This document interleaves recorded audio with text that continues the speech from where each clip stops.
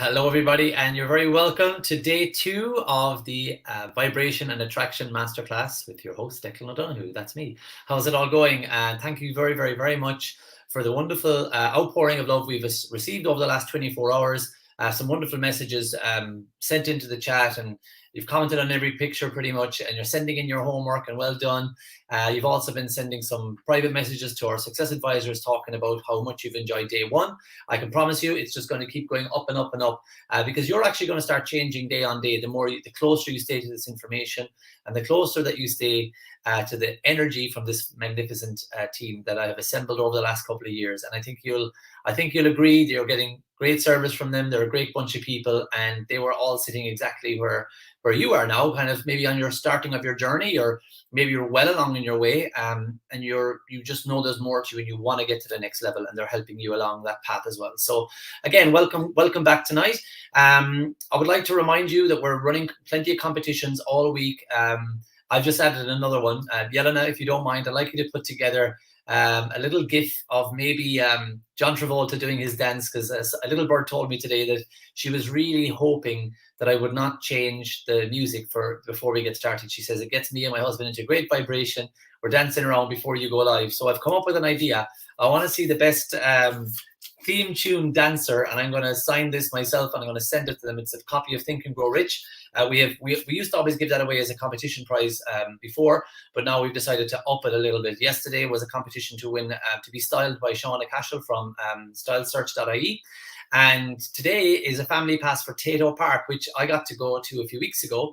And I went on a roller coaster with my kids. For 60 seconds, I screamed my little head off.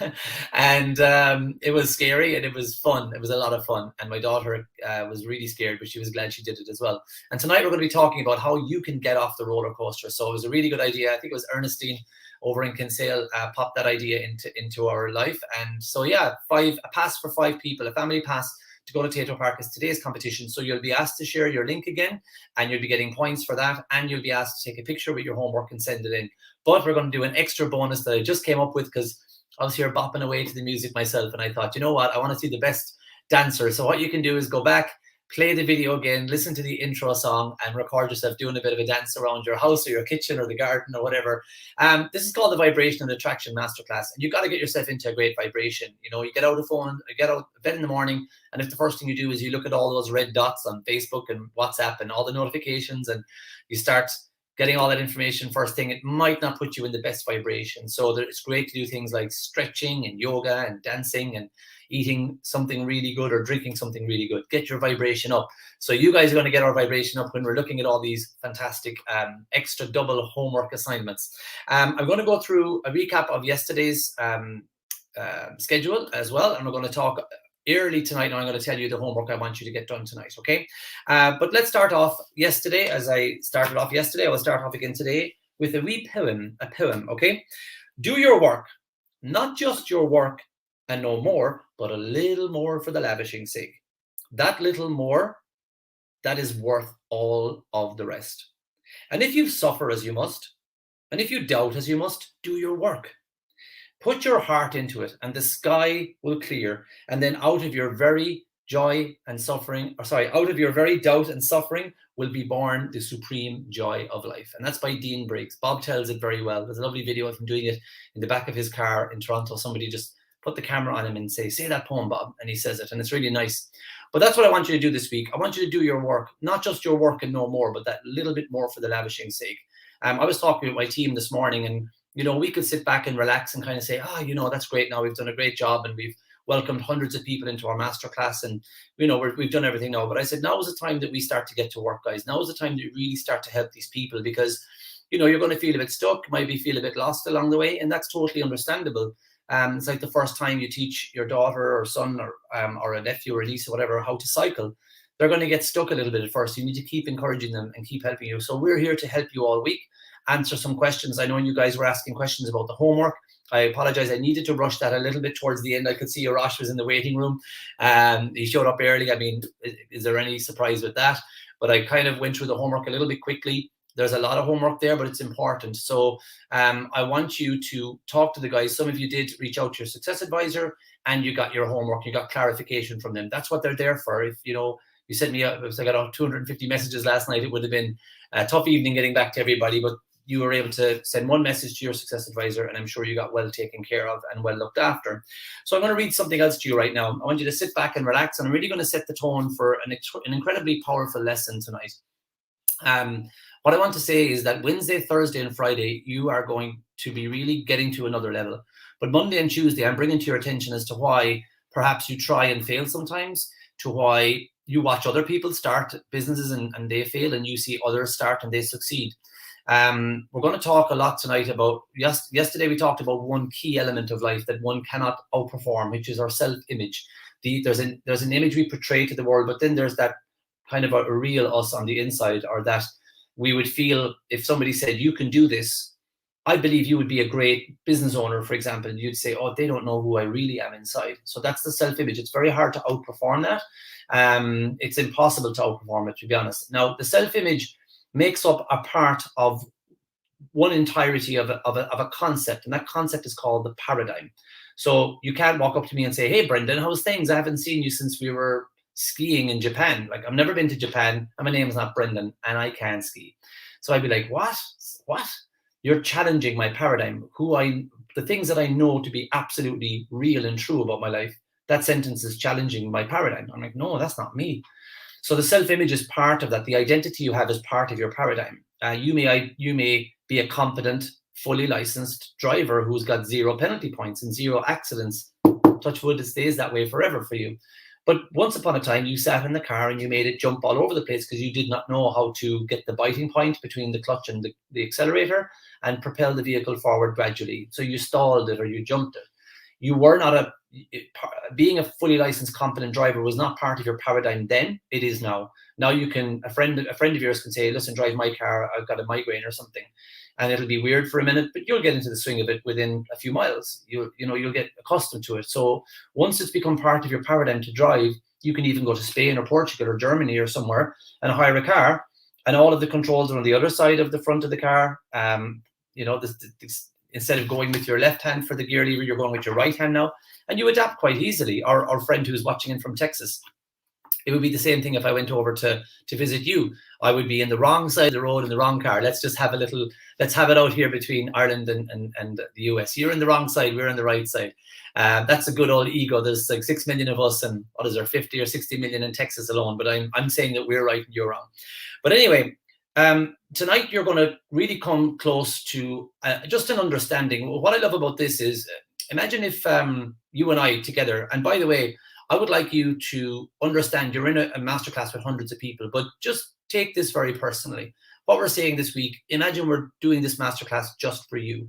Don't get lost in the crowd and hide away. Think of everything that we're saying and take it personally in a good way, because this is relevant to each and every person. We all have a self-image, and we're all controlled by our paradigm. And I'm going to talk to you a lot about that tonight. And then Wednesday, Thursday, and Friday, we'll be showing you how you can change your paradigm. And if you're seeing wonderful comments from our absolutely beautiful clients who they show up to our masterclasses, even though they've gone through all this, they show up for the energy and to support us. Listen to what they're saying. They're no better or worse than you, and neither am I.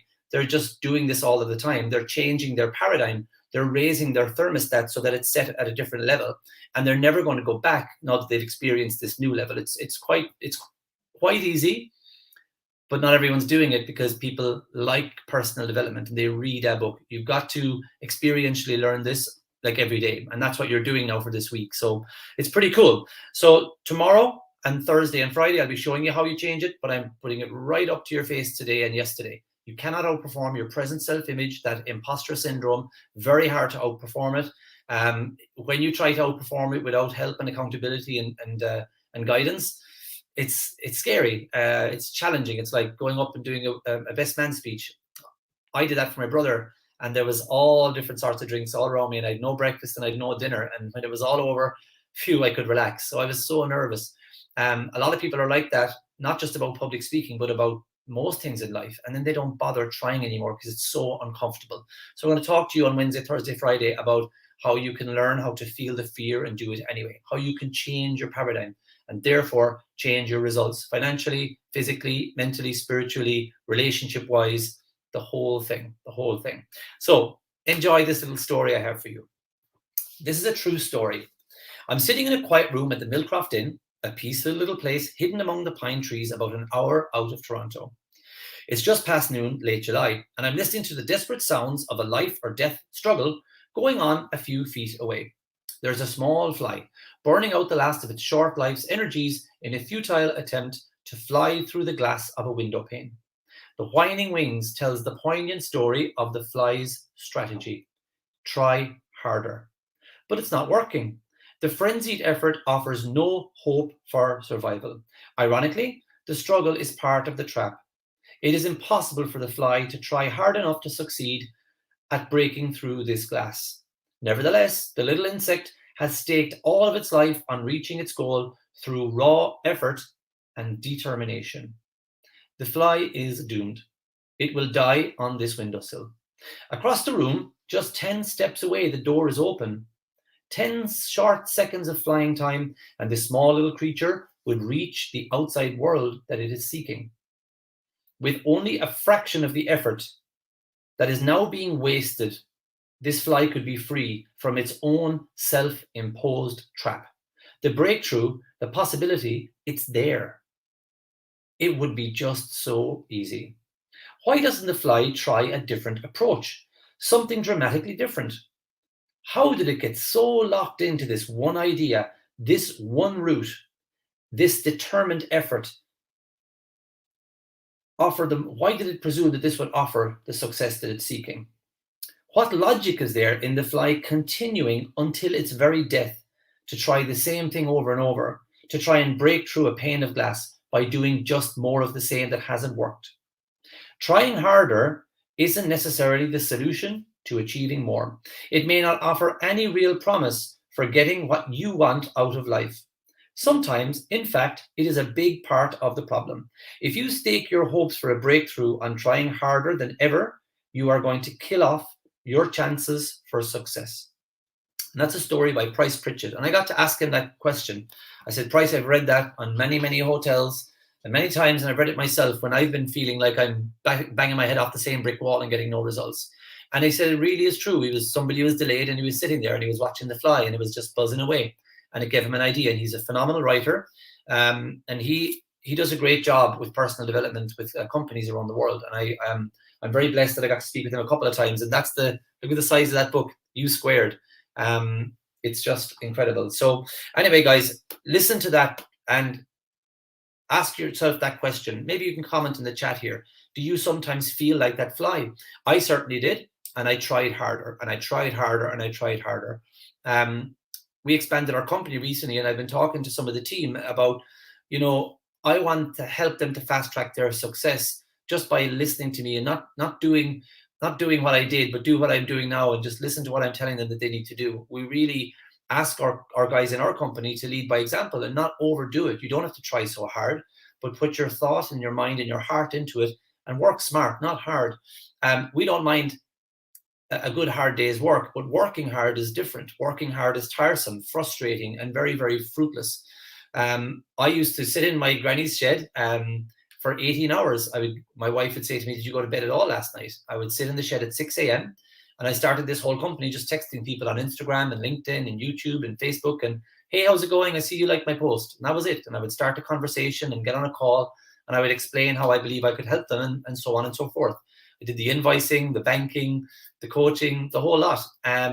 But I did it for 18 hours a day constantly, from 6 in the morning till around midnight. A few breaks here and there, a few football matches, a bit of soccer with the young fella, rub his back as he went to sleep, and then straight back out into the shed. And June was like, are we going to see any more of you? But I had a goal, I had a mission.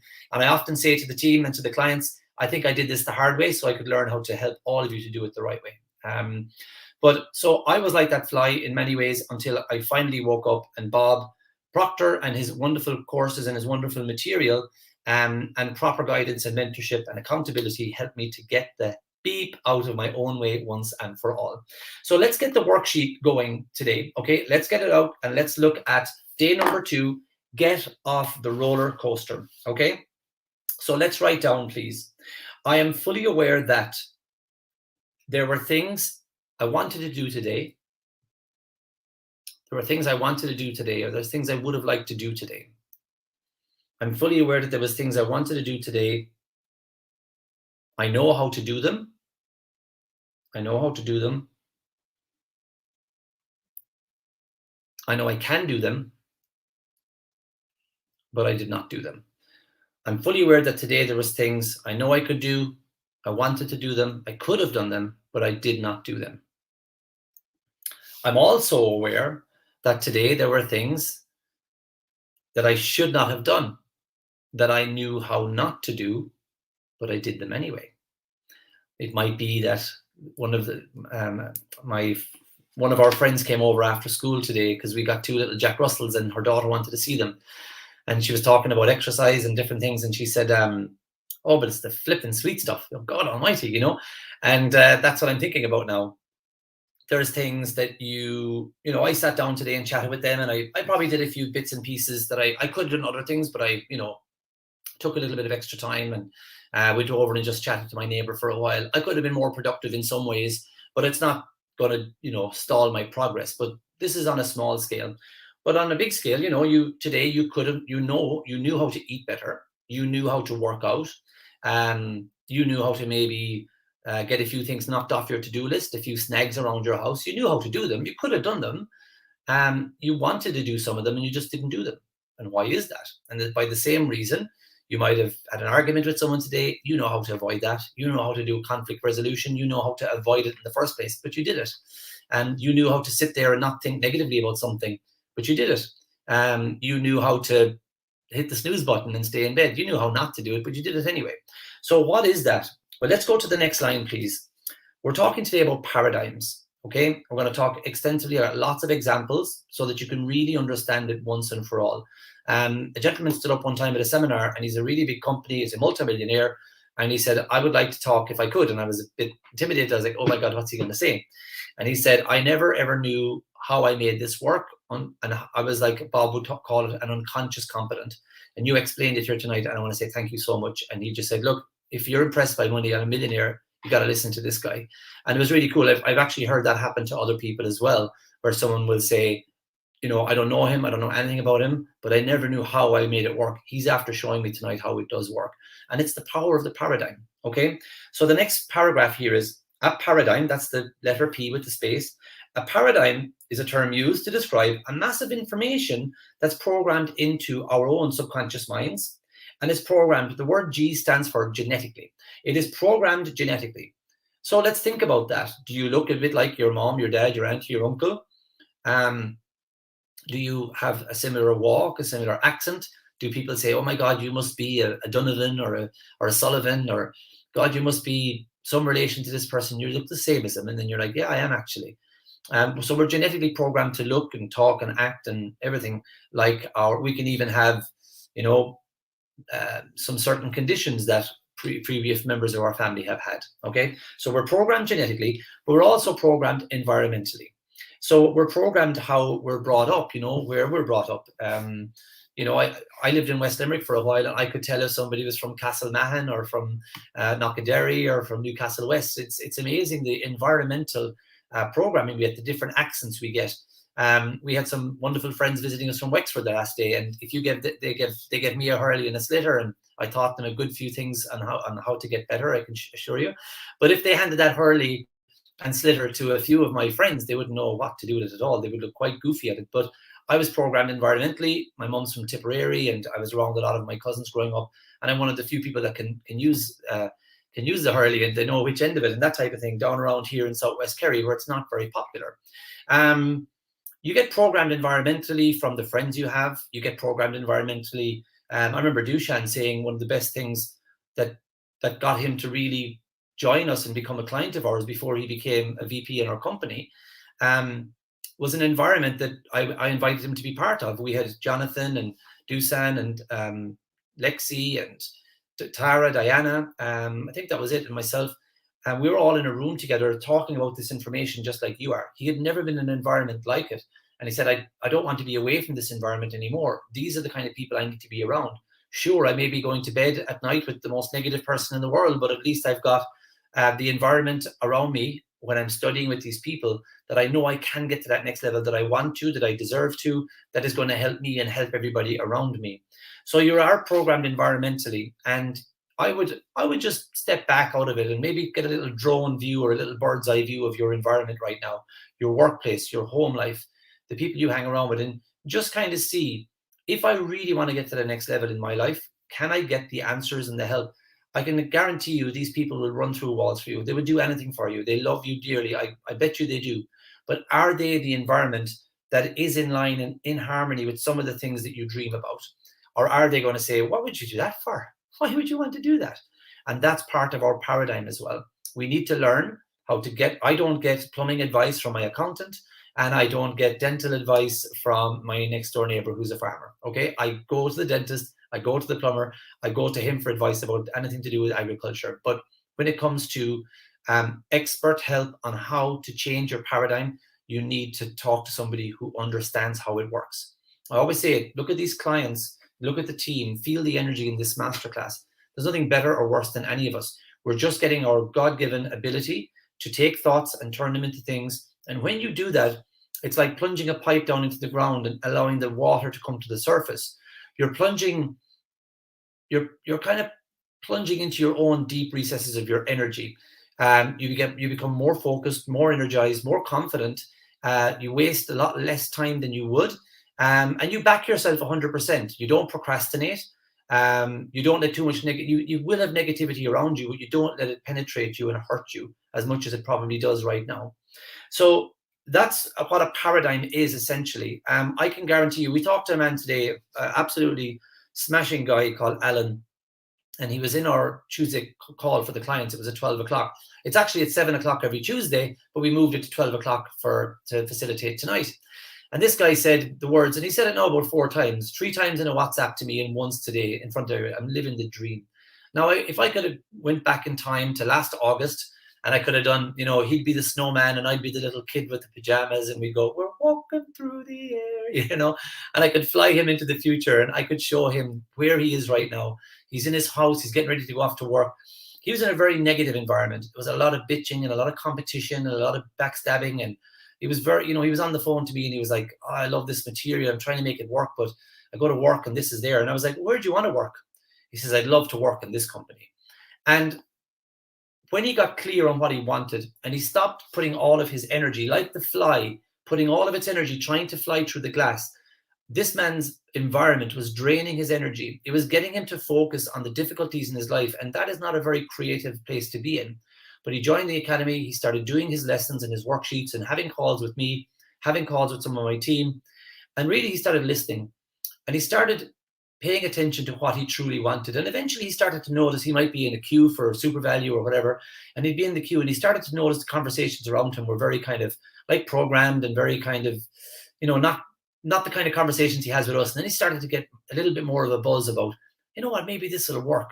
And he started thinking about what he wanted. And then he manifested an opportunity to be in a Zoom call with somebody who is in a high position in the career that he follows. He just made a compliment. He said something. Next thing you know, this person ends up on an interviewing panel shortly, not long after that. And he gets the job, it's his dream job, and he gets to say goodbye to the negative environment and now work in the very positive environment. And he deserves it, He could have bitched and moaned and found it difficult, and there was times he found it difficult, but he kept asking for help. He didn't just do his work, but he did his work with just a little bit more for the lavishing sake. We can all look at those people. Bono said it, actually. I don't quote Bono that often, but he said in America, they look at that person with the house on the hill and they say, someday I'm going to be that guy. And in Ireland, they look at somebody with the house on the hill and they say, someday I'm going to get that pecker, and maybe it's not true for every single one of us, but I can guarantee you there's a healthy level of skepticism when it comes to really successful people, that they have probably stood on someone's head to get there, or they probably cheated, or they probably inherited it. But I've worked with a lot of very successful people all over the world, and every one of them has a difficult tale to tell, because you know what? They did their work, but not just their work, but that little bit more for the lavishing sake. I got this program into my hands 5 years ago. And yes, I did it wrong at times. And yes, I did my 18-hour days. But I don't look back at a trail of destruction left behind me. I look back now and I don't feel that tired, even though a dear friend of mine once came into my office and said, I'm exhausted just watching you. But when you have a dream in your heart and when you're going after something and when you change your paradigm, everything just gets easier. It's a lot harder staying where you are and hoping and wishing and praying and wanting for things to change. You've got to do your work and just that little bit more.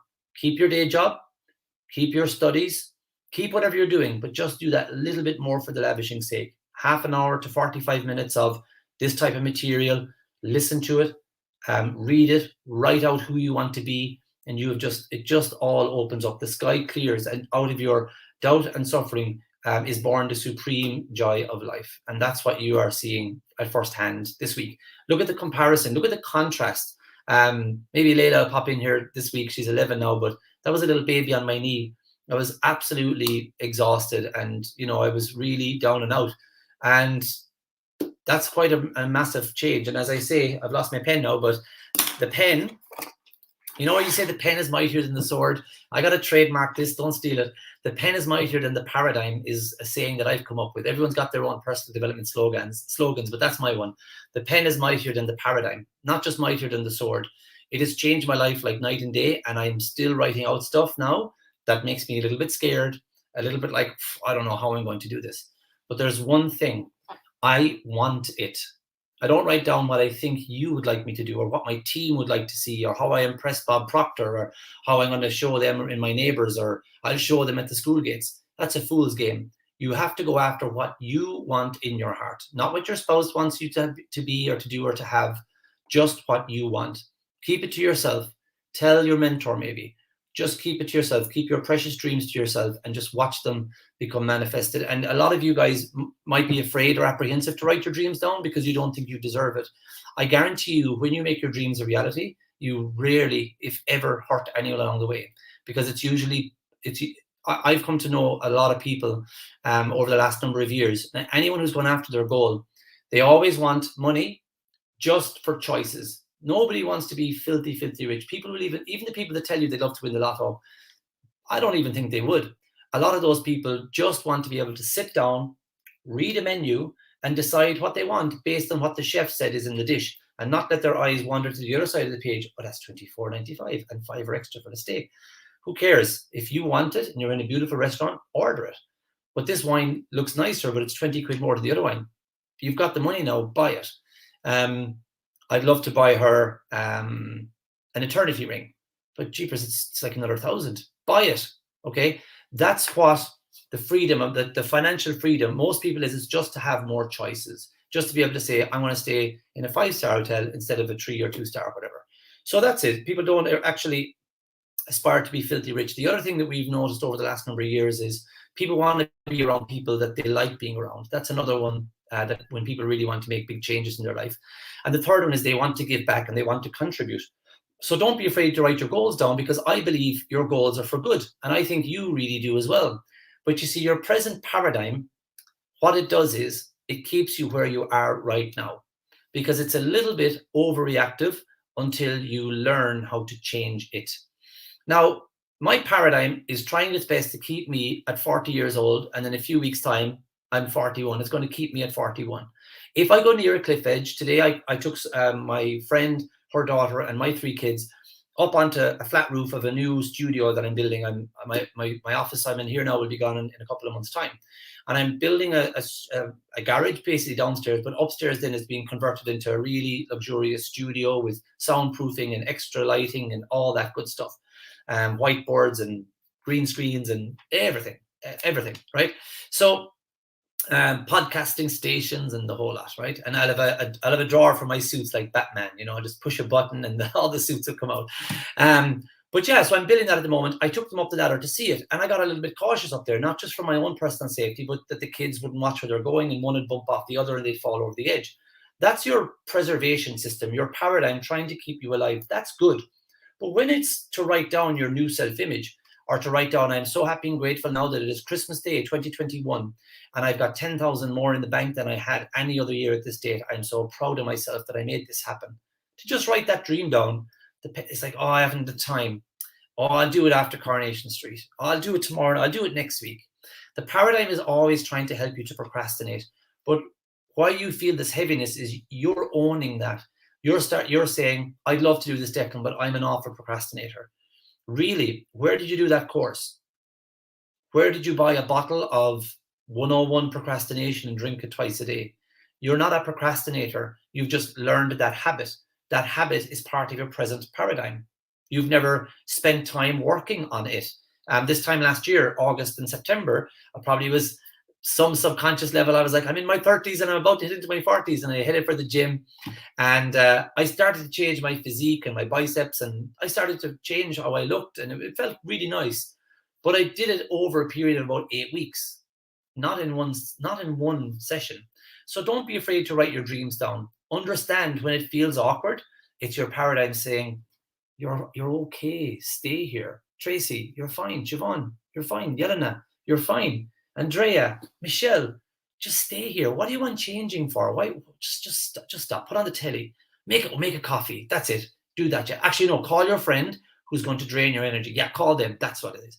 So your paradigm is always playing at you, and you're now owning all of the past where you've tried and failed, started and stopped, bought the gym membership, and it turned into another little tag on your key ring.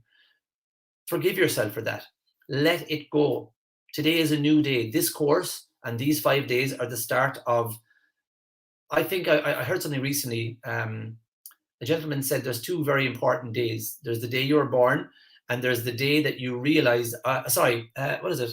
Yeah, the day that you were born, and the day, well, we all know this one, the day you were born and the day when you find out why you were born. But there's another one. It's, yeah, the day you were born, but also the day when you realize you only have one life. And I think that was also, it's probably the same thing said in 2 different ways. I want you to realize that on Monday, you put a line in the sand, and you're letting the past be the past, and you're starting to learn how to change your self-image and change your paradigm and write out and create your new dream life. And you're learning it from people who clearly done it, who are doing it. There's no tricks and gimmicks and games. We're giving you the raw, uncut version of how it is done. And after that, it's just up to you to do it and to make it happen. So you can reprogram yourself, probably not genetically, but environmentally, absolutely. You can reprogram and change your paradigm. Okay. Now, this paradigm, we're going back to the worksheet, everybody. This paradigm expresses itself every minute of every day. It's in control of our habits, and it's in control of our results. This paradigm is in control of our habits, and it's in control of our results. So write those down. H&R, habits and results. Paradigms are either positive or negative. Okay, so I would like, if there's clients here, oh, Marguerite, I was such a procrastinator before joining the academy. I'm actually going to give her a little slap on the wrist. All right, Marguerite, you weren't a procrastinator. Your paradigm made you a procrastinator, but you were not a procrastinator. You might be a Libra, you might be a hurler, you might be an accountant, but you were not a procrastinator. You had the habits of somebody who has a habit of procrastinating. Okay, it's not an identity; it's just a habit. Marguerite, she's up in Wexford now, going, okay, sorry. I'm a bit pedantic when it comes to things like that. David Ryan, is it something like this? We have 2 lives, and the second begins when we realize we only have one. Give that man a drink. Someone get this man a drink with an umbrella in it. That's it, exactly, David. As you can see, I didn't have it scripted. It just came to me. Elaine Conroy, when people say they got their dream house, for example, do they mean with a mortgage or a lump sum or financially free from mortgage? Just wondering. Yeah, Elaine, I mean, I got a mortgage for my house, but my goal is, I don't tell my goals too many times, but I'm not far away from this one. When I got that mortgage, I said I'm going to pay it off in the next 5 years. It was over $250,000, and I'm going to make sure it's done. I want it, and I'm being advised by accountants and different people. Well, why wouldn't you keep it? I just want it. I want to own the deeds. I want to own it outright. So some people do. They create businesses that create millions on Amazon and different things, and they actually pay for it with cash. But either way, it's about getting the house. So that lady yesterday at the end of the session said, I'm an SNA and it's an impossibility. How about there's somebody out there? I played golf with somebody last Friday, and it was a long lost auntie or something from a second marriage or something like that, left them all a ball of money. And you just don't know where it's going to come from. Okay, Elaine, but it's a great question, and I hope I answered it well for you. John P, the day you were born. Oh, yeah, that's great. Let's see some more comments here. This Marianne McGrath, this time next year, my designs will be in lots of wedding stores all over the country. That's what I like to hear. So your present paradigm lacks awareness that is happening. So I'm sure there's times, Marianne, that you keep saying that, but there's times that you probably doubt it as well. That's just your paradigm trying to say, stay where you are. I'm in charge here. And it's not like there's some evil genius sitting in your head telling you these things. It's a feeling. It just makes you kind of stop and procrastinate and daydream and just distract yourself from something. Somebody's a TM. That now, Declan, amazing. Thank you, Sinead. Lovely to have you here with us, Sinead. I love watching you on Facebook as well. And great to have your amazing sibling here in our company. She's a joy to have with us. Okay, Yelena is there. All right, let's move on again. So paradigms are either positive or negative. So what would you classify as one of your positive paradigms right now? What is something you do every day that you are so proud of? It's a habit, and you do it every day, and you always do it now. It's just a thing. It's a standard and you love it. That's a positive paradigm. And then also type in, what is a negative paradigm? What is something that you do all of the time that you don't like? And it's actually getting you to dislike something about yourself as well. Let me know what that is. Let me know what that is. Let's write them in there. Okay. So paradigms can be positive or negative. Now, the last two lines, your PR, your present results in life are directly as a result of your self-image and ultimately your paradigm, because the self-image is part of the paradigm. And now you've got your day 2 homework. So Yelena says she studies and she visualizes. These are just non-negotiables. These are things that are positive part of her paradigm now. Amanda Evans-Donnelly is here. My study is part of my paradigm now. My negative paradigm is reaching for the wrong food, especially in the evening.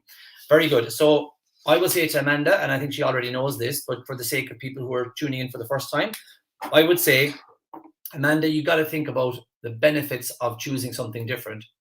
So many people will focus on the fact that they have a sweet tooth or something in the evenings, especially, and they'll just keep doing it. I spoke to a lady who used to get up. The minute she'd hear the sound for the X Factor, she'd walk to the fridge, she'd take out a full bag of family-sized packs of Maltesers, open all the bags, and go through the whole thing. And the time the X Factor was open, there was nothing but wrappers around her, and she hated herself for it. But she used to keep focusing on that, and then her paradigm would like pick her off the couch, take her to the fridge, bring it back, and go again. So keep thinking about a life without them. Molly, the positive paradigm is I always visualize my goal every day, a couple of times a day, and it's so exciting. Kathleen, the negative one for her is a sweet tooth. That's why you're such a sweetie pie, Kathleen Kerrigan. Claire is here. She goes, the positive one is gratitude and the negative one is procrastination. Well done, Claire. Why don't you start tomorrow to say, I'm so grateful for my effectiveness. If you're an effective person, you don't procrastinate. Add your effectiveness as a present affirmation. Claire, I am so grateful that I am so effective. My use of time is incredible. I have so much free time because I get things done and I do the hardest things first. Make that part of your gratitude list. Jennifer Murphy, when writing a goal in the present tense, sometimes I feel worry. I dismiss it straight away and I focus on the goal. Has anyone experienced this? That's what it is. So I'm going to talk more about this on Friday, but the greatest weapon your paradigm uses against you is fear. And worry and doubt and fear are like the precursor. Worry and doubt are the precursors to fear. So that's a very low level fear that the paradigm just clicks it in. So my mom, for example, if she can't sit down and just have a cup of tea, she's got to have something with it. Always. It's just like the most deep ingrained paradigm. And, if I said I don't have anything, I don't think she'd even have the tea. So that just is it's a bit of a funny one, but that is so habitual. It is so habitual. I have a habitual one that when I sit down, when I make pasta puttanesca, I like a glass of red wine and I like to listen to an album by a guy, Sugarman, Searching for Sugarman. Rodriguez, beautiful album. Great documentary as well, Searching for Sugarman. But June and I watched this years ago before we had the kids. We watched it. It blew our minds. It's an amazing musical documentary. And then the next night I made puttanesca for the first time with red wine and I listened to the album. And now the minute I hear the album, it triggers. It's like Pavlov's dog. Pavlov would ring the bell and the dog would salivate. So can you see now how paradigms work? Why doesn't that lady reach for the sweet stuff in the daytime, the afternoon? No, nighttime is a trigger.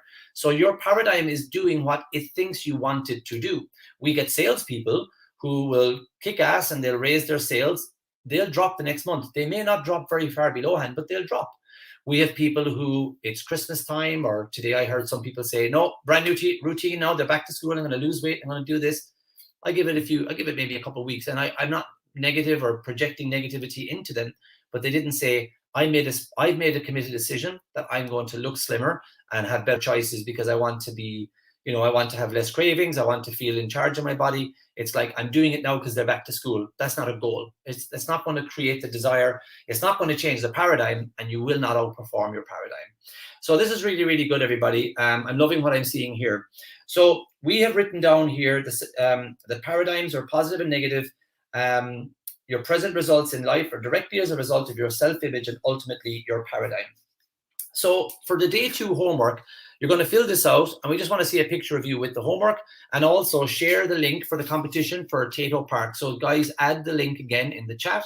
So you're going to basically log into the competition, generate your link and share it. And I think it's like 35 points every time you share that, plus 100 points then when you, is it 100 points when you share it?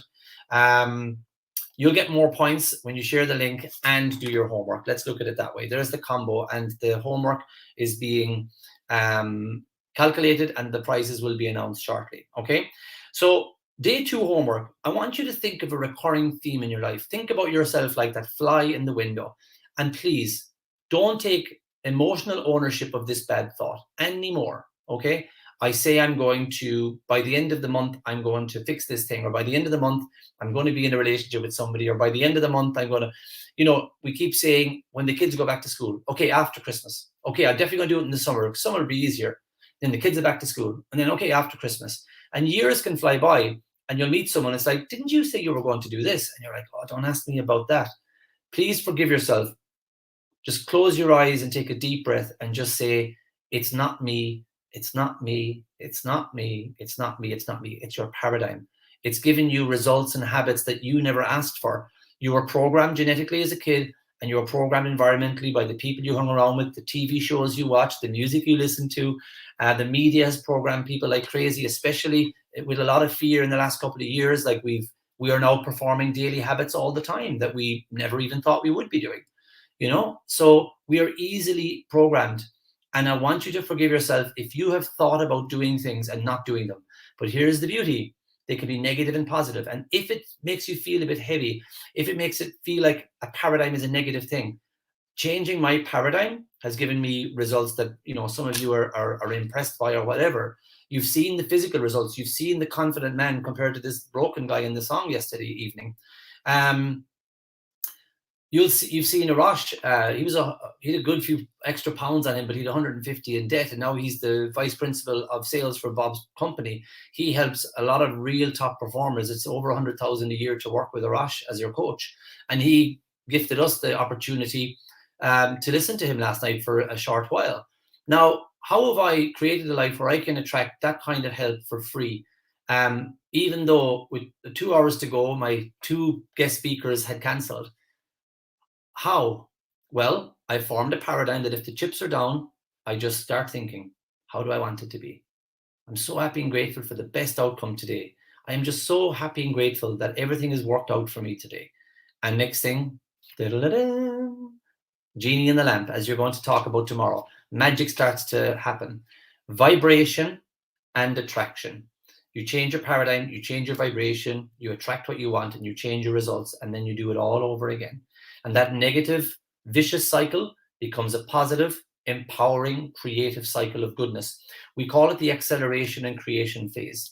There's some of my team there right now feeling it. I'm talking to them about it. Magdalena, I'm calling you out on that one.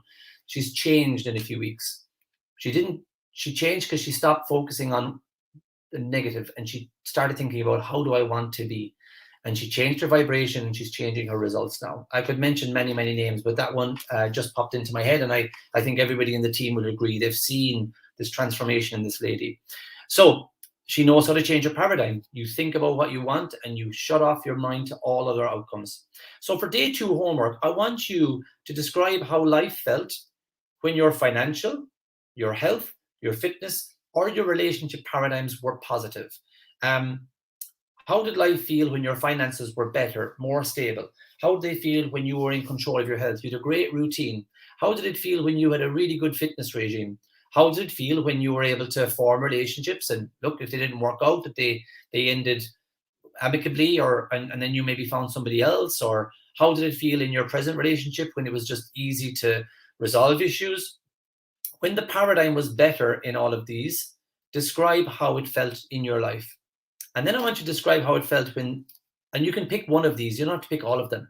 Just pick one. And how did it feel when it was negative? So when I studied acupuncture, I was asked to think about certain people when it came to certain symptoms and syndromes. And I have a male and a female that I would think of when it comes to the negative paradigm. And they have a problem for every solution and for every outcome. But I love them. I'd give them an organ if they needed a transplant. I always will. But there's only so many times you can come to the well, and I have them in my intention. I have them in my gratitude. I do everything I can on my side, spiritually and mentally, but it's up to them to make that little movement in their life. But they have been in a rut now for 15 years. They don't know each other, but one of them is on one ear some days and the other's on the other, and they're, God, don't talk to me. Oh, stop. You go ahead one step and you're back 20. You know how it is, Declan. And I'm like, yeah, tell me about it. No, that's like me going to China and they're speaking to me in fluent Chinese and they're trying to, why doesn't he get it? I don't get that. I am not in harmony with that being a reality, but I love them and I will always listen to them. If they want to download, I will. I'm never going to cut them off. So guys, you have people like this in your life as well. And maybe at times it's your own inner voice. You can't do this. You're not good enough. You don't have enough money. You're never going to get there. People like us don't get there. I'm only a woman. I'm only a man. Sure, I'm 60 now. I don't have time anymore. I don't have the energy. All of these negative paradigms that you're hearing, these negative suggestions. Arash said it last night. I said, what's one of the best ways that you would suggest? He said, auto-suggestion. Auto-suggestion is self-suggestion. I'm so happy and grateful now that my company, earns this amount of money every single month. I'm able to give this much commissions, this much to charity. I can create this thing. I can do that thing. I can fly my team here and there. We can go to this. I say these affirmations because they're my wants and I believe them and I want them. The paradigm will try and say, yeah, but come here, Declan, look, you don't have any of that stuff yet. Come over here and look and advise for my attention. And I just say, nope, I'm just thinking about how do I want it to be. The kids had a little bit of anxiety going to school this morning. Not all of them, but one or two of them. And I sat down with them and I said, let's think about what's the worst case scenario. And they were like, oh, okay, now think about how you want. And we kept thinking about what they wanted. And they went out the door skipping and they came home with 3 ice creams, happy as Larry. Whoever Larry was, they were that happy. Okay, so let's go back here to the comments. Guys, you're on fire tonight. Look at all these comments coming through. Rachel, you're never too old to change. I changed and transformed completely. I quit my job and I traveled the world step by step, and it is possible. It is, and you're a great inspiration to us. Is it good to do auto suggestion silently too? Should it always be out loud? Juliet, I would ask you to just think of the noise an elephant makes now when it's like in the zoo going, or in the jungle going like, think of that in your inner monologue. Now think about someone playing a set of drums. Cool. Now think about them playing them louder and faster, louder and faster, louder and faster, Juliet. And now that you have elephant noise, the loud drum, you can hear a lot in your mind, in your inner ear. You can hear it inside. I could be in a real sticky, hot, packed subway, and I can close my eyes or even not, and I just visualize myself and my children running through the beach in Tahiti or someplace, the Maldives, and running after them and seeing them laughing. I can see the sand that they're throwing up as they're running because it's so powdery. I can feel the sun on my face. Your mind is an incredible, incredible untapped resource. And you all like out loud auto suggestion, of course, on the beach, like, or in your own bedroom. Like, I'm so happy and grateful now. I mean, yeah, with enthusiasm, but you can have that enthusiasm inside. There's a real mind over matter. I mean, I think we're all adults here. We can all know how a person can get a fantasy, they can get an idea, and it can change the chemistry in our bodies.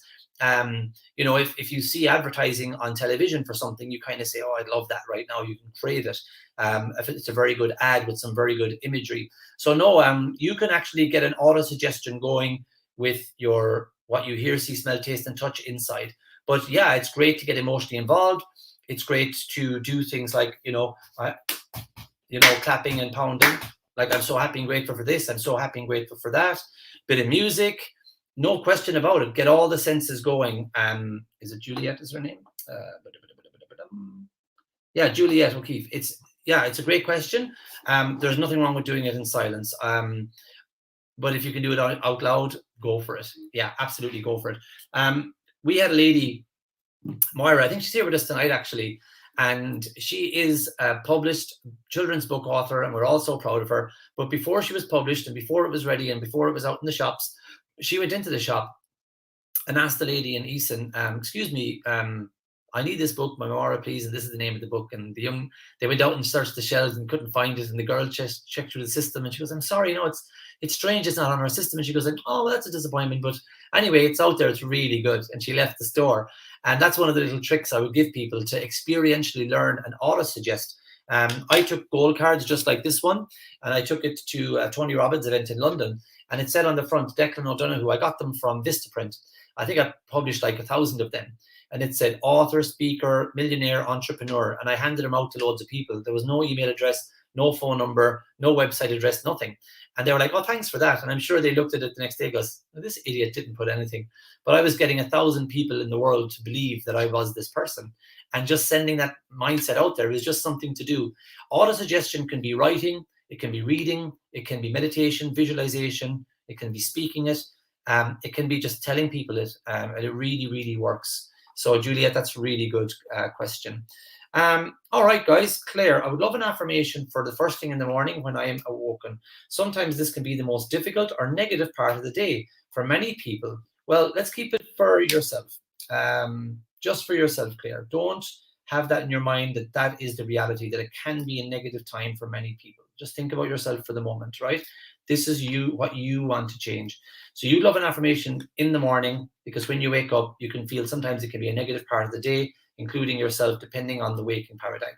So Claire, when you go to bed at night, I want you to presume that you're going to wake up in the morning, expect to wake up energized, happy, and searching for your gold card that you're ready to go.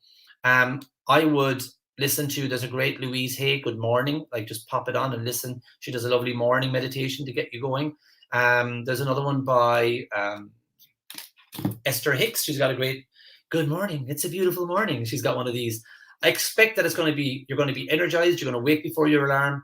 You're going to only seek out the good. Expect it, Claire, and it's a really good way to start. Just create your own affirmation about that tonight. Tomorrow morning when I wake, I'm going to wake so energized and confident, and I cannot wait to start my day in the best possible way. Sinead O'Neill, accept your success advisor. They will help you. Well, thanks, Sinead. And she worked with our magnificent Megan, and we're really grateful that those guys hit it off, because she's a shining light in our academy, and I just love my conversations with her. Your voice just raises my vibration, Sinead. Aggie, we will chat about that, Tracy. Oh, yeah, cool. So let me just see what Tracy said. Tracy Wade, positive, believing that I will be mom soon, negative, fear of never having children. Tracy, yeah, you've been offered help by Aggie. She goes, we're going to chat about that soon. Yeah, I would like someone to chat with Tracy about that.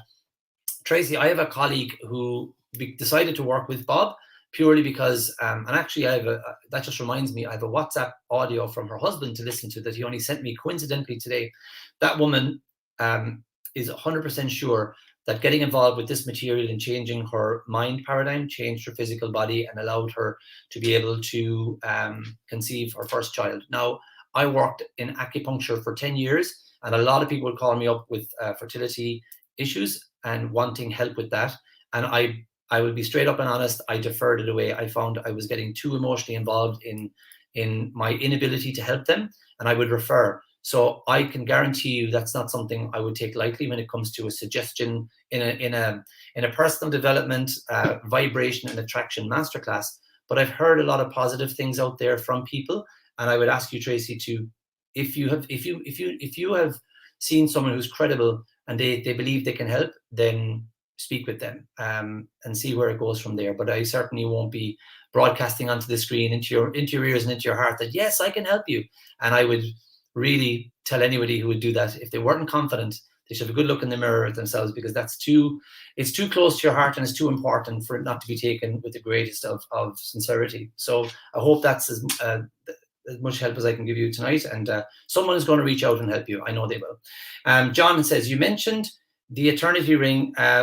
When are you buying it for June? I'm asking for a friend in Kerry. John, she already owns one. I bought it for her during lockdown. So, nah. Tried to catch me out there, my man, but no, yeah, I bought it for her. And she wasn't, didn't she get emotional? Oh, I don't know, maybe she was expecting a new car and she cried tears of sadness, but I don't think it was. Right. Let's get serious now. I've had the warm-up act, okay? We're going to bring in another great Irishman. His accent will sound a little bit far from Sligo, but that's where I think he was born, and now he spends his time living in beautiful Saskatchewan in Canada. And I'm going to bring on a guy who is a friend to myself and to many of us in the Academy. This gentleman actually, he's a little bit over 18 now, but when he was 18 years of age, he went to his first personal development seminar and actually met Bob Proctor. And he's been watching him for a long time. And I met him in Canada because we both attended a seminar together in May.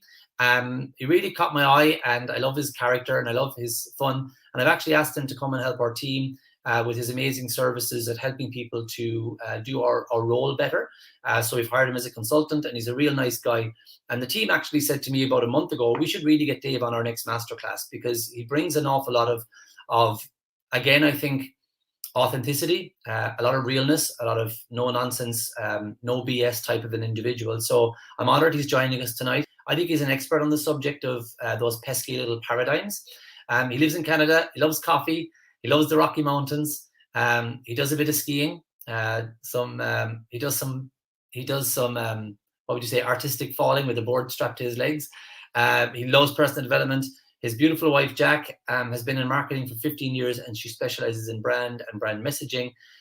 Dave's been a student of the spiritual and mental sciences for over 19 years. He has a company that turns over 2 million every single year. And when he started this material, like myself working as an acupuncturist, Dave was working as a carpenter, and he was earning about $5,000 a month. That was 4 years ago. So I am going to bring this gentleman on now, and I want you to sit back and relax, and I want you to take some notes. And if you have any questions as well, just let us know. But I want you to take some notes. Dave is he really hits your paradigm hard, not you, but your paradigm. Kind of doesn't want to hear some of the stuff that he's going to say. So listen good, take some notes, and enjoy. Without further ado, let's get him on. Mr. Conway.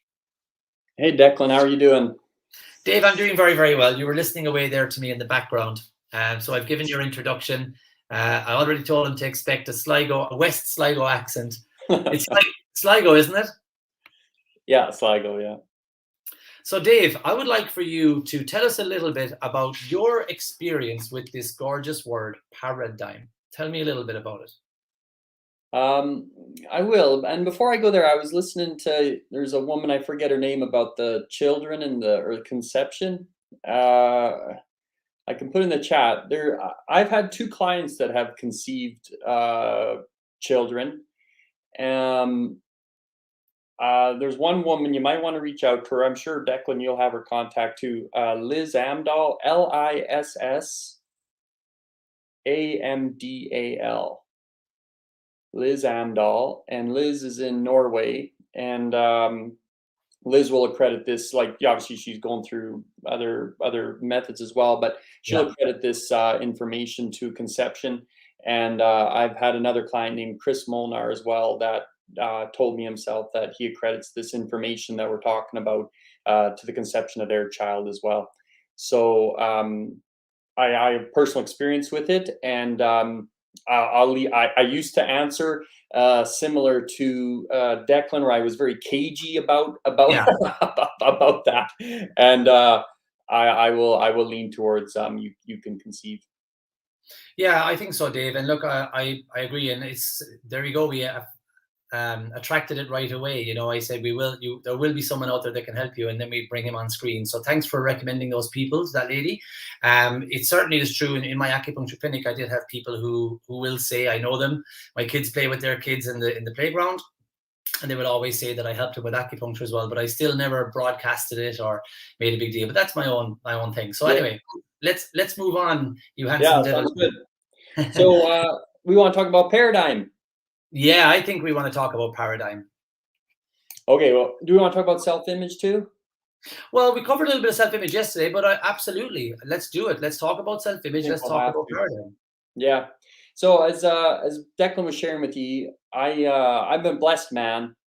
I got to meet Bob Proctor at 18 years old. I didn't know I don't really know how I went there. My mom brought me, said, "Hey, there's some guy." She didn't know who he was, and I didn't know who who he was at the time. Said, "Hey, there's some guy speaking at the Travelodge Hotel in our city." I'm in Declan said I live in Saskatoon, Saskatchewan, in Canada.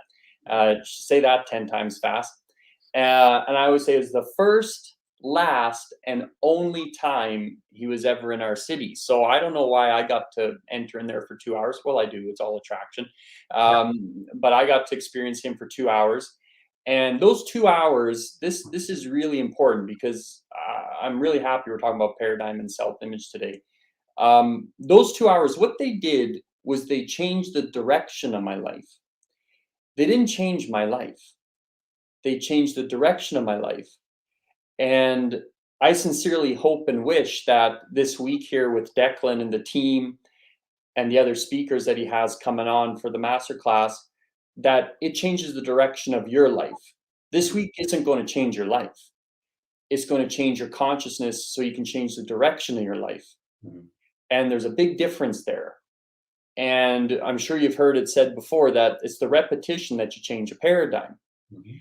So when I saw Bob for those 2 hours, I'd never heard anybody ever speak like that before. Uh, the things he was saying were like he had these little yellow. I don't know if you've ever seen him do the little yellow dot on the wall, Yeah. and the little with the little yellow dot. He's like, "Let this dot represent your level of awareness." Now, I can't impersonate as good as Declan can. I'm sure Declan could get it right on the money. But he said, "Let this dot represent your level of awareness." And he said, "Your level of awareness is controlling everything in your life." And he's like, "What would happen if your level of awareness doubled?" And then the little yellow dot, it doubled in size. Mm. And at that time, let's take money, but we're talking about much more than money, this week. Yeah. Let's just take money because it's a metric and it's easy to communicate fast with it. Yeah. So at that time, I was 18 and I was earning like $1,000 a month, and I thought, whoa, like I would earn $2,000 a month. And then he said, "What would happen if it doubled again?" And I was like, "Whoa!" I was like, $84,000 a month. I was like, "Oh, this is crazy." And then he said, "What if it double again?" And went to 8,000. And at this time, I think my brain started to like. I think there was a bit of smoke coming out, and like I'm gonna look like this. Like I was like, I couldn't even conceive that. I couldn't even conceive that. I grew up in a world that you just don't. No one ever said these things to me. No one. I never learned about a paradigm. I don't think anyone until that day had ever even said the word awareness. Yeah.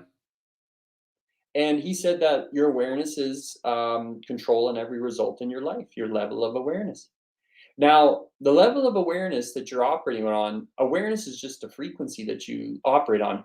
Awareness, attitude, vibration, it's all the same thing. Mhm. It's all what you harmonize with and where you vibrate. And this week will stimulate your imagination. And that's the starting point. That doesn't mean you have a burning desire to make the shift, but it'll stimulate your imagination because the first place that the law of attraction takes place in is thought. Mhm. So for the next 15 years, like I loved it. So for the next 15 years, I studied spiritual mental sciences, and I went to priests, and I went to weird stuff, and I thought I was doing everything I was told. I listened to the audios. I loved the audios. I was basically hooked on the audios. If anybody can relate to that, where you just love listening to you need them, you know. Yeah. And 15 years passed, and in 2015, no, sorry, at that time was 13 years. So 13 years had passed. And in 2015, 13 years later, I was an angry, frustrated individual Mm. with a short fuse. And I was earning $5,000 a month doing a job I never really resonated with. Now, I lived in that state for 2.5 more years. And I don't know if anyone on this call can relate to this, where you have this feeling inside of you that you just know that there's something greater for you, that there's this part of you that knows that there's an expansion to be had, like as if there's some vague place or something like that that you're destined to occupy.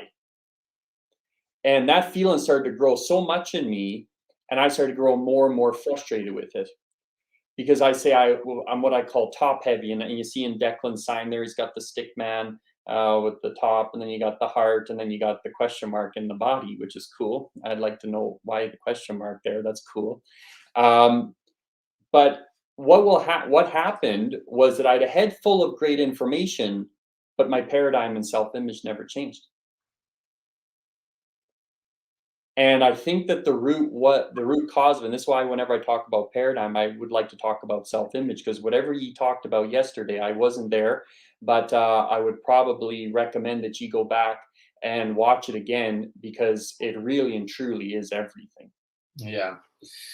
Yeah, the self-image is everything, because when I first met you, that was my most difficult time at that conference in Toronto. I remember talking to our friend Doug, who's joining us on Thursday, and sitting beside the stage and tearing up. I haven't cried that much. I didn't even cry around the time of a bereavement, but I was crying. I was just in a real difficult state, Dave, because a lot of people were coming up and telling me how much I inspired them, and my self-image was roaring on the inside. They don't know you, you jerk. They don't know the real you, and it was so hard to take. It was so hard to take, but it was the medicine that the patient needed, because I really started to give my mentor, our mentor Doug at the time, an opportunity to say to me, Declan, this is what the self-image is about. You get to really change your life the more that you learn about it and expand it and grow your awareness of what is possible for you. So I know firsthand. I'm reading here from Yelena. She said, just give me 1 second, Dave. She said, yeah, that feeling was the reason I attended the seminar. I felt this huge void in my belly, and it felt like I was really missing the point. So expand more, Dave, on the self-image then, and where it's that powerful. Give me a reason why you believe it's so powerful and so instrumental that we learn how to change our self-image. And how do we change our self-image?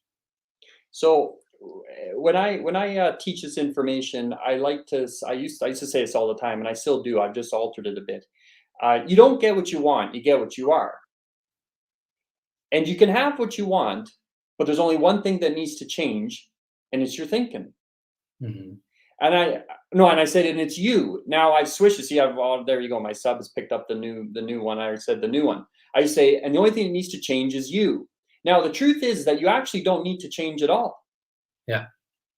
You're already perfect. There's a part of you inside, that feeling, that part of you is already perfect. It's almost like, I almost imagine like a little, like this is like a little white light, like this is you, that's your soul or whatever you want to call it. Like there you are inside. What the self-image is a construct. Yeah. And it filters your reality, is what it does. And it attracts your reality. Mm-hmm. Now, I view the self-image now as just a game. Like you have the ability to do this through the imagination. So I'm not sure if you've went into goals yet, but what we have to understand is that when you set a goal, when you let the mind go out to set a goal, the first thing that I instruct people to do, once you set the goal, the first thing you ask is, who's the man or woman that has it? Mm. Like, who are they? Mm. How do they walk? How do they talk? How do they dress? How do they act? You see that I love selling and training on sales. So like, how many sales do they make? How good are they at their sales presentation? What's their renewal rate? Like all these things, like go into great detail. If you would have met Declan and I, even just a few years ago, I will tell you right now, we would not be dressed like this. Mm-hmm. Like this man that you see, I made him. Mm-hmm. So what happened to me for 15 years and why I became so frustrated with this, and I really did not understand it, was because I had goals, but I was the same person trying to get to them. Yeah. And it's exhausting. It's exhausting. It really is, and I see that in people, and I think that's why people miss out. And Rosh said this yesterday evening. We had him on yesterday evening, Dave, and he just talked about the repetition, and he talked about, this information is available in most bookstores, in most libraries. There's a hell of a lot of stuff on YouTube nowadays, even on TikTok. It's all there, but it's the changing of the paradigm that and the changing of the self-image that really needs to happen for the changes outside. And we can. I mean, you and I have worked with a lot of people who've gone on and changed the world around them, and then been still quite frustrated or still very unfulfilled when they have changed the world around them because they haven't changed inside. So what would be your best advice, Dave, for people who are going to change their inner paradigm like you have, like Jacqueline has, create that life you have for your children? How does one go about changing their self-image and paradigm and make the change permanent? I think the first phase is you got to have the courage to let yourself really dream. Hmm. Really let yourself start to dream. Let your imagination start to flow out. You don't need to force it. It automatically does it. Like, when you go to a new, when you go on a vacation or you go to a new spot, you'd be looking around, oh, I love this. Or then you go back to the place that you live, like, oh, this place sucks. Like this place, the other place is great. And you'll find that your mind transcends. Look, what you gotta understand about the mind is perpetually want stuff. The conscious mind want, like perpetual. That's all it does. And its job is to create. Yeah. So as you start to let your mind go out, okay, you start asking yourself, what do I really want? As you said, to let the mind go out. The Hmm. faster once you let it out and you isolate something that you truly desire, maybe it's a profession, an income level, a relationship, whatever it is, then you need to ask yourself, who is the man or woman? And then Yeah. through repetition, you just demand yourself. You spend the rest of your days just demanding yourself to be them. Yeah. And that's where the rubber hits the road, because anyone can dream and anyone can set a goal, Hmm. but goal setting and goal achievement very different. And for me, who else was controlling my life but me? But I didn't know. And I was on a call with Bob, and on the call he said, I've changed my self-image 4 times. This is what he said on the call. And my little intuition, like my little intuition dar, my little intuition was like, wee, wee, wee, like, whoa, whoa, something here, something here. Choo, choo, choo, choo, choo, choo. And I just hopped on the call. I interrupted the call. And I said, what do you mean? What do you mean by that? And he said, well, like when you're talking and people are like, hey, what'd you just say? And you're like, I don't know. You tell me. I don't quite Yeah. remember Yeah. this. And he's like, I said about the self-image, changing your self-image 4 times. And he said, yeah, I've changed my self-image 4 times. And what he meant by that was that he reinvented himself 4 times. Like, it's almost like as if there's been 4 different Bob Proctors on the planet. Now, I don't know how many he's at now, but it's a reinvention. Yeah. And you can reinvent yourself. You see, when we're born with the paradigm, is formed genetic and environmental. So you're going to find that most of you've absolutely nothing to do with. You're out there taking credit for attributes you didn't create. And then you're also blaming yourself and slashing your own back and whipping your own back Yeah. because of defects that you have that you also didn't create. I've never met someone in my entire life that has taken a pen and said, I want to be broke, or I want to be an a-hole, or I want all my relationships to collapse over time. Or that woman that came on the call that was asking the question, I want to, have trouble consent. Like, you're never going to say these things. Yeah. So when you start to let the mind go out, you have to then ask yourself, who is the man or woman? And then you demand yourself to be them. And that is where you are going to stretch the hell out of yourself. You're going to literally start pulling yourself to bits. I view goal setting and self-image very different. What I look at them as is like a ruthless mirror. Like, you want your self-image to be a mirror to Yeah. show you where you need to grow. But what people do is they see an area that they're defective and then they beat themselves up. And that's ignorance. So Hmm. what you have to understand is that when you start acquiring awareness, what the new self-image does is it makes you aware of the areas that you are not performing like that.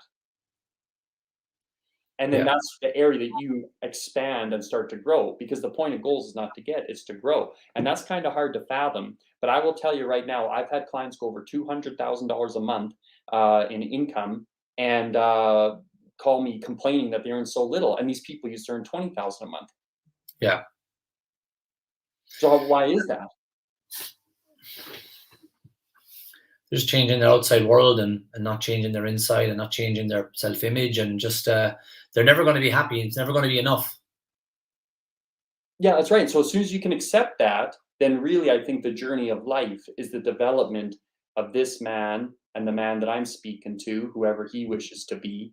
Yeah. And for my wife Jacqueline and Elaine on the call, and Dusan and Megan, isn't that really the venture of life, to just actually develop yourself into the person that you would like to be? Isn't really, at the end of the day, all you really want is control?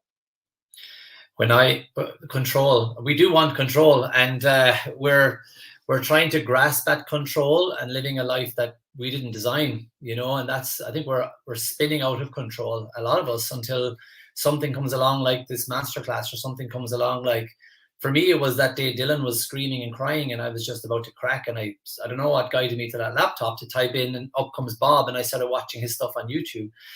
There's a beautiful lady in County Tipperary that says, "Oh," in capitals, she goes, "Oh my God, I love this man." Powerful words every time. So Dave, you're turning some screws here in people's minds a little bit, and rightly so, guys. We really need to listen. You need to not let this be some interesting class. You need to really let this penetrate through that paradigm, get right into your heart and right into your soul, and listen. I love the saying that Bob talks about a lot. It's that the desire is the effort of the unexpressed possibilities within us, seeking expression outside of us, like through our actions. And a lot of people they're drinking something to quieten that desire, they're eating something to quieten that desire. There's something saying, "Come on, let's go here, you old fart, come on." And you're denying that, and you're turning it off. We are turning that spirit and that soul up inside you this week to get you going. So I think that's what Dave said. I'd like you to take this energy you're feeling and allow your dreams to get onto that paper, and let it get onto your new self-image. Start thinking about what you really want to make happen in your life. And we're going to help you to design that over the next few days. Dave, I got a really good question that popped in there. Just trying, a person said, I think it was Tracy. Just give me a sec. So she said, "I'm dreaming for 2 people. I know it's not working. What do I do?" So I'm presuming that she's dreaming a lot, and maybe there's someone that she's sharing her life with. It's like, that's a load of crap. Don't listen to that Declan fella, or that Bob fella. That's a load of rubbish. Is that what you mean? I think so. Let's take it that's what the question is. I dream for 2 people. I know it's not working.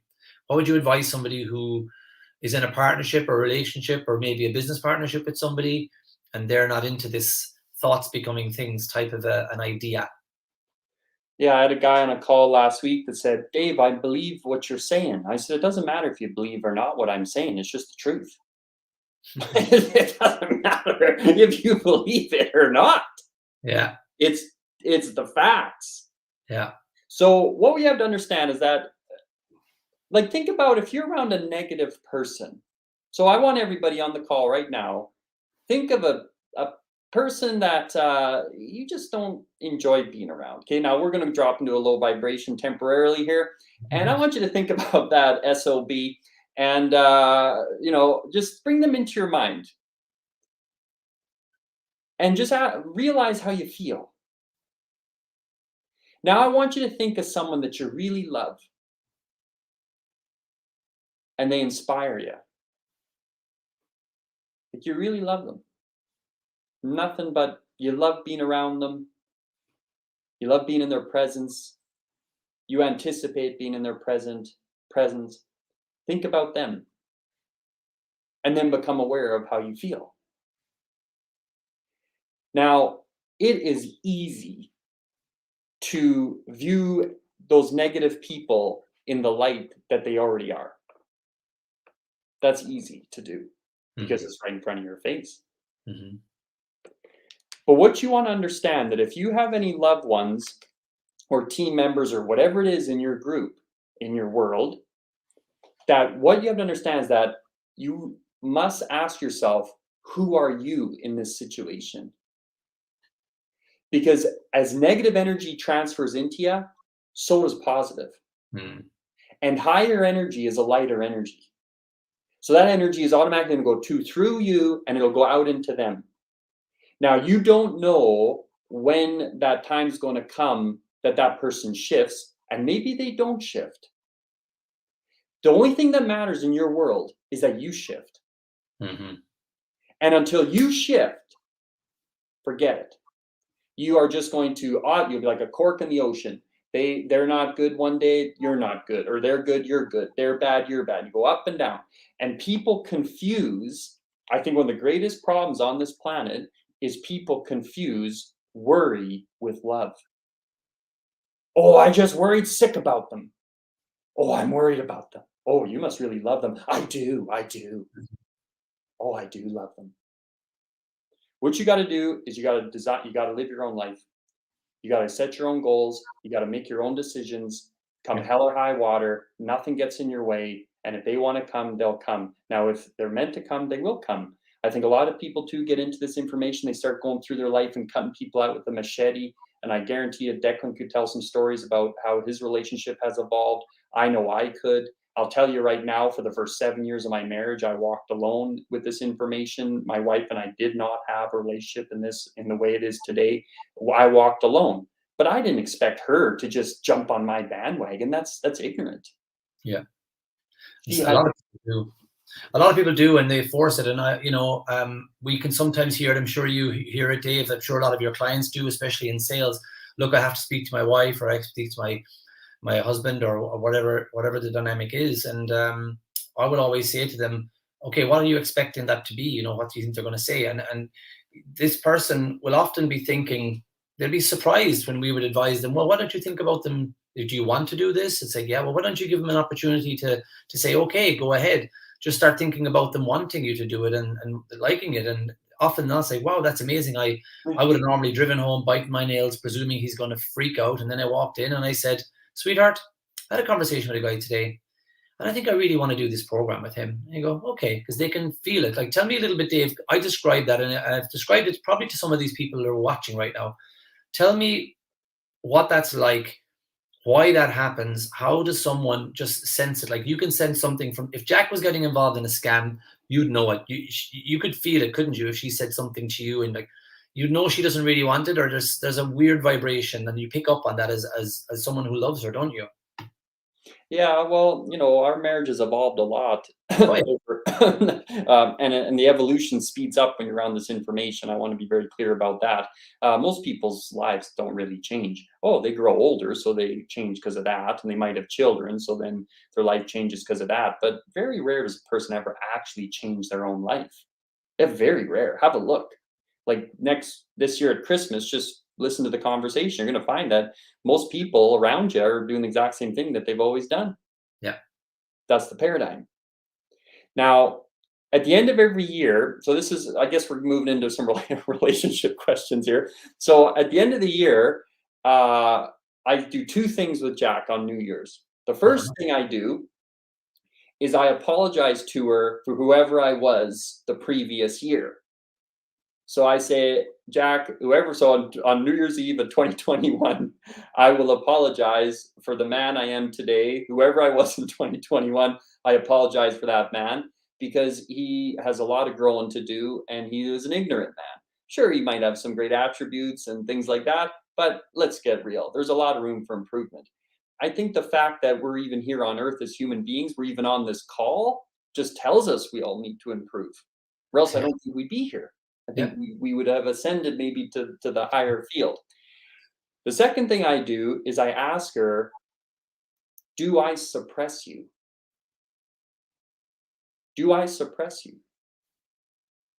Is there anything that I suppress in you, your desires?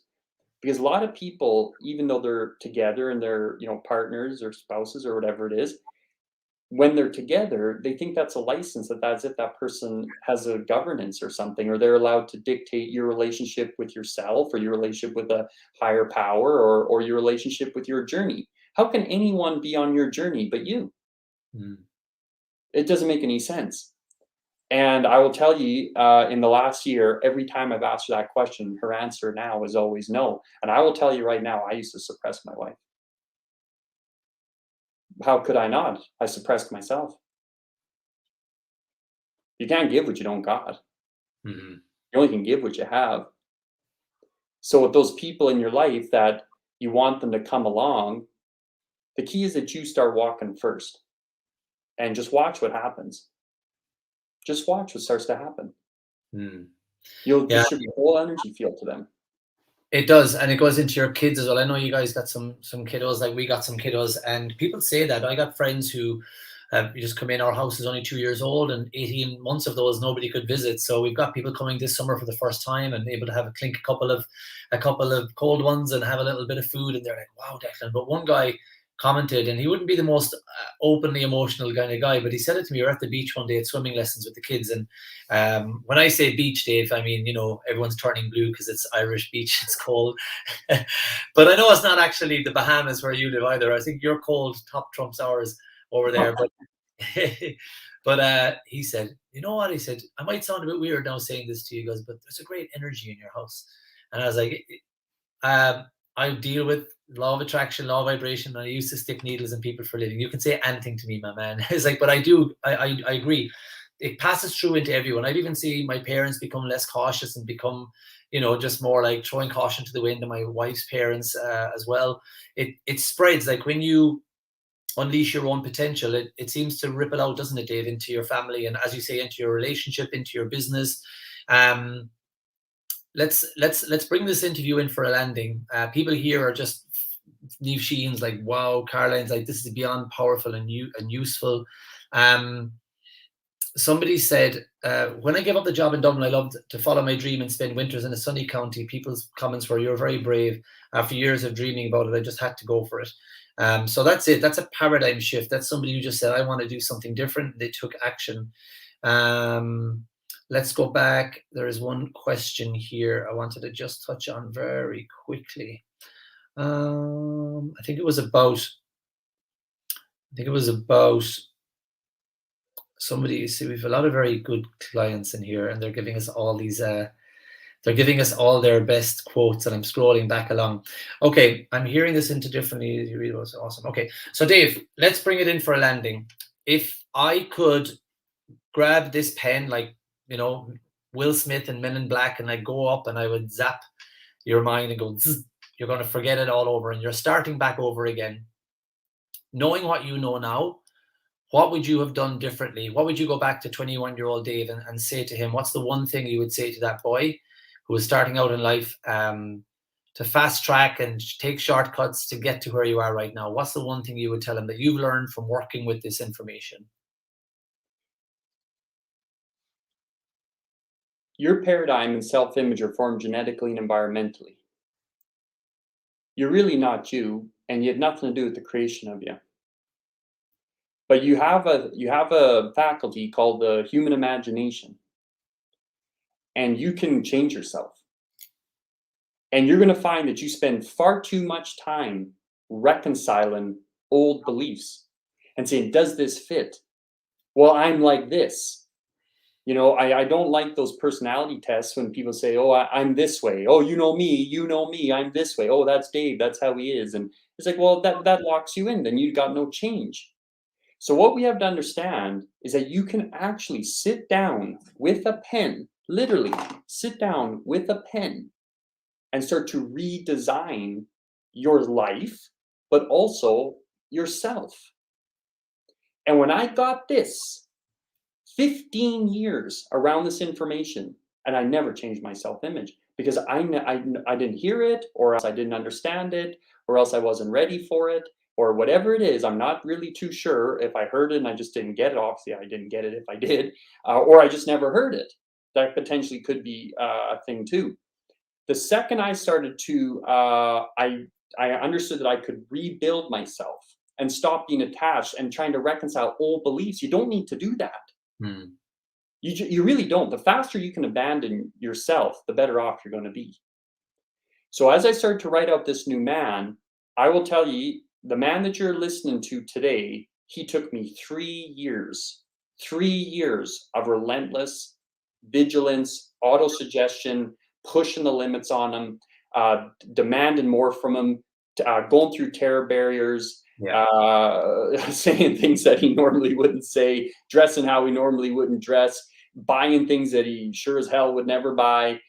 Whatever little edge I could find to push into this man, I would do it. Yeah. And I was writing out my self-image one day, and I realized I'm him. I'm everything on this page. My whole life and person reflected the man that was on the page. And then I knew it was time to build a new one. You see, even the one that you do build on your first rodeo, he's gonna go, or she's gonna go. She's not gonna make it till the end. Who's Yeah. who's creating your life but you? Yeah. It must be you, and it must be me. Now I know a lot of us like to play the blame game, and everyone that plays it is a loser because you never have to change when you play the blame game. They have to change. And as soon as they change, oh, I'll be good. Oh, as soon as the market goes up, I'll be good. It's madness. Yeah. So I would say if I was to give you off one thing I was sending away is that you actually have the right to change. You Yeah. actually have the ability and right to end up changing who you are. And the second you change who you are and how you operate, your life automatically by law will change. You don't ever need to worry about that. What you only need to concern yourself with is being the person that you desire to be. And you start living like that, you're going to find your world just starts to change very, very fast. Very fast. My income went, I'm not kidding right now, my income within 4 years, 50x, not 50%. It has went up 50x. Hmm. And I've had some months where it just exploded. It's unbelievable. Hmm. So I was a carpenter trying to get there, 15 years around this stuff, and $5,000 a month. Now that's fine. If I'm not down in carpentry, I'm not down in $5,000 a month. I just wasn't satisfied with it Yeah. because you'd think I would have got a lot further along after 15 years, but I didn't. Self-image is the name of the game. It is indeed. And Dave, we have a tool, that program right behind me, Thinking into Results. We're going to be talking about that towards the end of the week. That really helped you and I both to get to where we are. Thanks be to God, we're here now. And I want to say a massive thanks to you for coming along and sharing some of your wisdom with us, and for being a great friend to me over the last few years, and having some fun along the way. We take this material very seriously, but Dave and I both like to lead with a lot of fun. Because there's been a lot of heaviness to get us to the point where we wake the heck up. So it's great to have a little bit of fun and turn the wrinkles into laughter lines instead. All right. Dave, take care, my man. I'm going to get some way of sharing some of these comments with you. It's just been beautiful to see everybody sharing the love and sending it back to you. Redesign your life and redesign yourself. Someone says they love that. So thanks, Mr. Conway. I'm going to say goodbye to you now, and I'm going to bring this in for a landing, okay? Bye-bye. Thanks, Declan. Thanks, Dave. So how good was that? You're going to keep hearing it and hearing it and hearing it. And you have the power. You have the pen. You have the wish. You have the dreams. And you're not. I saw one absolutely amazing lady, Denise Arkin, say there, I'm on my own walking this journey. And then I saw somebody pop in, I think it was Dusan Yell, and they say, no, you've got a whole academy with you. And if you're watching in from the sidelines, and I know like 40 or 50 of you showed up this morning in the 6 a.m. club, fair play to you guys. You're seeing that this is very real. It's very down to earth. It's very, very ordinary, but it's really, as Dave said at the very beginning of this call, it's taking your life in a new direction. It's not about changing your life in one sitting. It's taking it in the new direction and staying a lot closer to the right vibration, so you can get the right attraction. One lady was open and honest and vulnerable and talk about wanting to see could she help this information to help her to conceive. Within a second, there's a gentleman on the screen talking about, I have 2 clients. He could have equally said, oh, Declan mentioned maybe we won't talk about that and we'll get someone else to help you. And Dave's like, I'm going to help you right now. You attracted that. That's as quick as this can happen. And some of our people on here will tell you that. So thank you. Someone said, thanks for the incredible class. Well, thanks for being here. I want you to keep coming back every single day. And I want you to do your homework. Remember, do your work and not just your work, but do that a little bit more for the lavishing sake. I can lavish gifts to my friends and family. I knew a man who was really anxious about a very big bill at Christmas time, and I put 4,000 into an account, and when it was done, it was done. And somebody that was selling him products said, Declan, I don't know who took care of that for you. I used to ring Vodafone up and complain that I didn't make calls that I had made. to try and get money off like 4 or 5 years ago. I used to ring Sky to cancel my subscription so they'd give me an extra 3 months or something. I had such a broke mindset, and now I have a very affluent mindset, and I can lavish things on people because I changed my paradigm. I redesigned it myself. So stay close to us. Let us help you throughout this week, and with God's help beyond this week as well. And thank you for tonight, and thank you for your comments and your compliments. Work with your success advisor, and don't forget to do your homework. Don't forget to share the competition, because when you share the competition, it gets you more points towards winning that pass for Tato Park tomorrow. Tomorrow night's prize is you and me going up in the sky together in a helicopter. So I want you to invite your friends along as well. Get them into this masterclass. They've got 2 1.5-hour sessions to catch up on. If you're loving this, you know that there's people out there that are going to want to hear it too. So share it with them, but choose wisely. Don't choose somebody who's going to be negative and bringing your vibration down, okay? Thanks, everybody. Thanks for your lovely comments. I enjoyed putting the kids to bed last night and then coming back up to the couch and sitting down and reading through all of them. So I am honestly grateful to you all for being here and for the energy that you're bringing to us and our lives as well, okay? Good night. God bless. See you tomorrow at 7 o'clock.